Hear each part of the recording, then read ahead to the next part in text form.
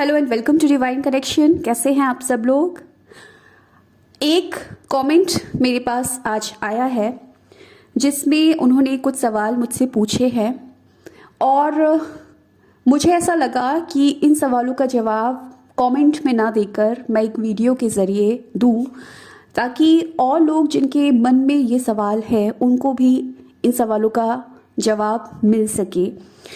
तो सवाल कुछ ऐसे थे कि सपोज़ हम लोग किसी पर्टिकुलर पर्सन को किसी प्रॉपर रीज़न के चलते पसंद नहीं करते हैं, उस वजह से उनके बारे में सोचने पर जो हमारी थॉट्स है वो नेगेटिव होती है, या वो पर्सन भी हमारे बारे में अच्छा नहीं सोचता है इसलिए उसके बारे में सोचने पर नेगेटिव फील होता है।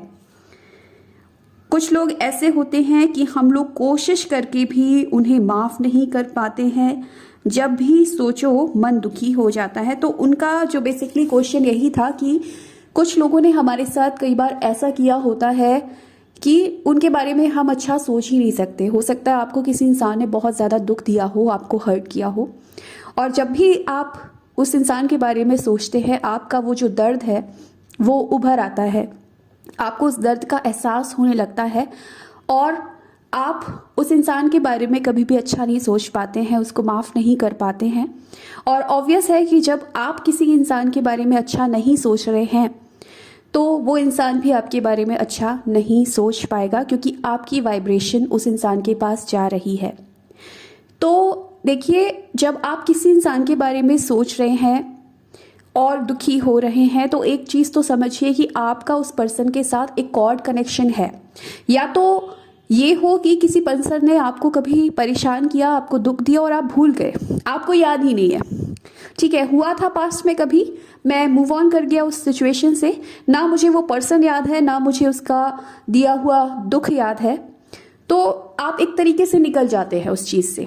लेकिन ज़्यादातर केस में ऐसा होता नहीं है। हमारी जो मेमोरी है वो इतनी शार्प होती है कि अच्छी चीज़ों को भले ही हम भूल जाए, लेकिन ऐसी चीज़ें जो हमें तकलीफ़ दे गई हैं, जो ख़राब हैं, उनको हम नहीं भूल पाते हैं, ऐसे लोगों को हम नहीं भूल पाते हैं। तो जो भी इंसान ने पास्ट में आपको तकलीफ़ दी है, अब जब भी आप उसके बारे में सोचेंगे तो वो तकलीफ़ अपने आप ऊपर आएगी। वो इंसान के बारे में आप कभी अच्छा नहीं सोच पाएंगे और रिश्ता कभी अच्छा नहीं हो पाएगा। लेकिन एक चीज़ यहाँ पर आपको समझनी पड़ेगी कि इस चीज़ से फ़ायदा किसका हो रहा है और नुकसान किसका हो रहा है। वो इंसान जिसने आपको कभी तकलीफ़ दी, कभी आपको चोट पहुँचाई, उसने शायद एक बार आपको कुछ बोला और वो चला गया। हो सकता है उस पर्सन को आज याद भी ना हो कि उसने आपके साथ क्या किया था जो आपको आज भी दुखता है, लेकिन आप उस चीज़ को याद कर करके आज भी दुखी रहते हैं। और क्योंकि वो तकलीफ़ उस इंसान के ज़रिए आप तक पहुंची है तो उस इंसान के लिए भी आप नेगेटिव सोचते हैं, क्योंकि अपने आप ख्याल नेगेटिव ही आता है, क्योंकि उस इंसान ने आपको तकलीफ़ पहुंचाई है। तो यहाँ पर नुकसान किसका हो रहा है, उस इंसान का या आपका? ऑफ कोर्स आपका नुकसान हो रहा है, क्योंकि आप उस इमोशनल पेन के साथ जी रहे हैं। जब भी उस पेन के बारे में आप सोचते हैं वो सरफेस पर आता है और आपको और ज़्यादा दुखी कर जाता है। इससे आपके शरीर में कई सारी बीमारियां भी हो सकती हैं। आप स्ट्रेस में आ सकते हैं, डिप्रेशन में आ सकते हैं, आपको एंजाइटी फील हो सकती है, क्योंकि आपके अंदर एक इमोशंस है जो कि बहुत नेगेटिव है उस पर्सन के लिए। तो इस केस में आप क्या कर रहे हैं? आप खुद को ही तकलीफ पहुंचा रहे हैं। तो क्या आप सच में खुद से प्यार करते हैं? अगर आप खुद से प्यार करते हैं तो इस तकलीफ को, इस बीमारी को, इस नेगेटिव इमोशंस को आपको आज ही खुद से दूर करना पड़ेगा, और इसके लिए आपको खुद ही एफर्ट डालने पड़ेंगे। वो इंसान करके जा चुका है, उसको शायद याद भी नहीं है, रो आप रहे हैं, परेशान आप हो रहे हैं, एफर्ट आपको लगाना पड़ेगा उस इमोशंस को अपने दिल से निकालने के लिए। तो पहले तो आप ये चीज़ तय कीजिए कि मुझे अब इस इमोशन से छुटकारा चाहिए, इस इमोशंस के साथ मुझे नहीं जीना, क्योंकि ये इमोशन मेरे अंदर शरीर को खोखला कर रहा है, मुझे बीमारियां दे रहा है। तो जब आप ये तय कर लेते हैं कि अब इस इमोशन को मैं रिलीज करके रहूंगी या रहूंगा, तब आप आगे का काम करना शुरू करेंगे। तो कैसे आप इन इमोशंस को रिलीज कर सकते हैं, कैसे आप उस इंसान को माफ कर सकते हैं, ये मैं आपको आगे बताऊंगी। उससे पहले मैं इनका अगला क्वेश्चन ले लेती हूँ। इन्होंने मुझसे पूछा है कि रीज़न क्या होता है उसकी हमारे प्रति नेगेटिविटी का और हमारी उसके प्रति नेगेटिविटी का, यानी कि हम दोनों एक दूसरे के प्रति इतने नेगेटिव क्यों है, इसका क्या रीज़न है। तो इसका रीज़न सबसे जो पहला रीज़न है और सबसे इम्पॉर्टेंट यही एक रीज़न होता है, आप दोनों का कर्मा। बिकॉज आप दोनों का कोई कर्मा है जो कि शायद पास्ट लाइफ से आया है या इस लाइफ में कभी हुआ है, जो आप जिसकी वजह से वो इंसान ने आपके साथ कुछ किया। ये पास्ट लाइफ कर्मा होते हैं और मैं इसमें बिलीव करती हूँ और मैं ये मानती हूँ कि कोई भी इंसान अगर आपको कुछ ऐसा दे रहा है जो कि अच्छा है या ऐसा दे रहा है जो कि बुरा है आपके लिए, तो ऑफ कोर्स वो इसलिए कर रहा है क्योंकि हमारा कर्मा उस पर चढ़ा हुआ है। बिना किसी रीज़न के कोई इंसान कभी भी आपके साथ किसी भी तरीके से कनेक्ट नहीं हो सकता है। तो ये आप दोनों का कर्मा होता है जिसकी वजह से आपको उस इंसान ने वो दिया है। और अगर मैं और ज़्यादा गहराई में बात करूँ, स्पिरिचुअलिटी की बात करूँ, तो आप लोगों का एक सोल कॉन्ट्रैक्ट होता है जिसकी वजह से उस इंसान ने आपको वो दिया जो आप यहाँ पर सीखने आए थे। तो वो इंसान जिससे आज हम नफरत कर रहे हैं, जब आप स्पिरिचुअलिटी को समझेंगे तो आप ये चीज़ समझेंगे कि वो इंसान आपको दुख पहुँचाने नहीं आया, बल्कि वो इंसान आपको कुछ सिखाने आया था जिसके लिए आप इस धरती पर आए हैं। लेकिन प्रॉब्लम पता क्या आती है? प्रॉब्लम ये आती है कि हम सब ईगो से डील कर रहे होते हैं। बहुत कम ही लोग होते हैं जो स्पिरिचुअलिटी से चीज़ों को देखते हैं। हम सब ईगो में होते हैं, उस इंसान ने मुझसे ऐसा कैसे कह दिया, और उस इंसान ने क्योंकि मुझे तकलीफ दी है, मुझे दुख पहुंचाया है, तो मैं उसके बारे में अच्छा कैसे सोच सकता हूँ।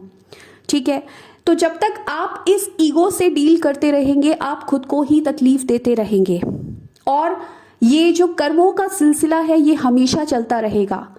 उसने आपके साथ किया, आपने उसके साथ किया।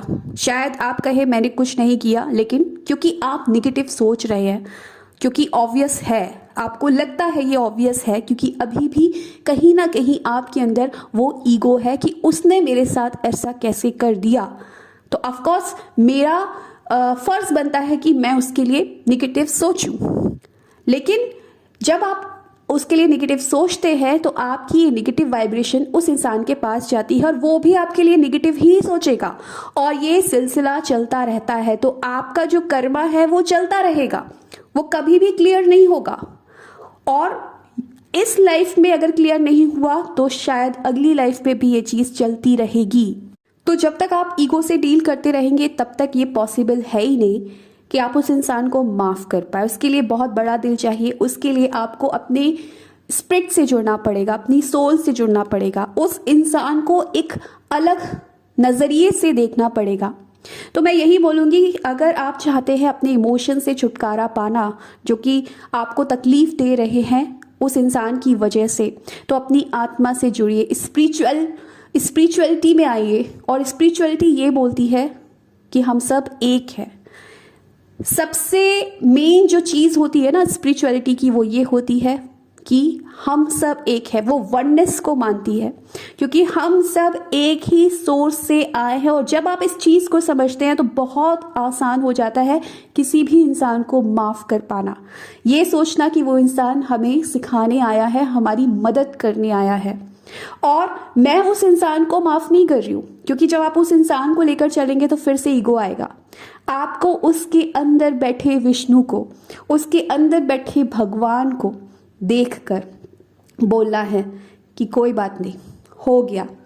ये भी इस इंसान के अंदर भी वही भगवान है, वही विष्णु है जो मेरे अंदर है।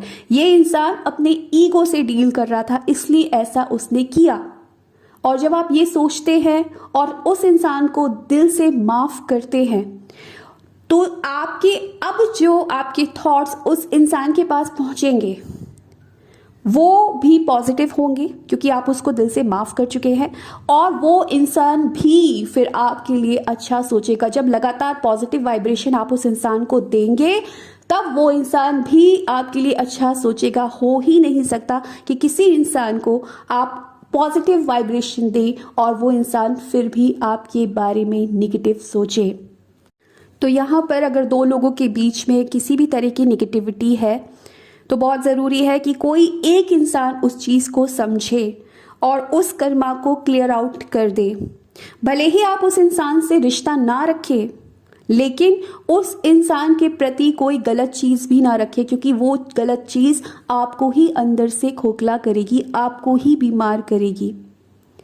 तो इसीलिए बहुत ज़रूरी है उस इंसान के विष्णु को प्रणाम करके उस इंसान को माफ़ कर देना, अपने भले के लिए, अपने कर्मा को क्लियर आउट करने के लिए। तो आई थिंक अगर आप इस तरीके से सोचेंगे तो आप किसी भी इंसान को बहुत आसानी से माफ़ कर देंगे, और जो भी नेगेटिव इमोशंस आपके अंदर दबे हुए हैं उस इंसान के लिए आप उसको बहुत अच्छे से रिलीज़ कर देंगे और आपको बहुत पीस मिलेगा, बहुत शांति का अनुभव होगा। So thank you.